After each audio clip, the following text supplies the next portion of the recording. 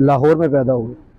और 10 फरवरी 2023 आप फानी से कूच कर आपकी रिहाइश का 200 एन ब्लॉक फ़ेज़ 1 में मैं मौजूद हूँ, जहाँ पर मद्दाह और उनके चाहने वाले और उनके साथी फ़नकार, शोरा, अदीब, अदाकार और दीगर शख्सियात जो हैं वो तशरीफ़ ला रहे हैं।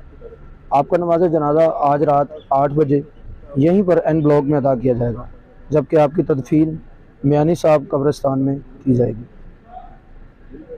ठीक है, काफ़ी खैरियत से हैं आप? अस्सलाम वालेकुम। बहुत शुक्रिया, अल्लाह आपको सलामत रखे, दुआएं चाहिए आपसे। बहुत शुक्रिया। ये शोर्स होते हैं ना, ये वाले लाजमी होते हैं, अगर आप पीछे जाते हैं ओवरलैप होते हैं।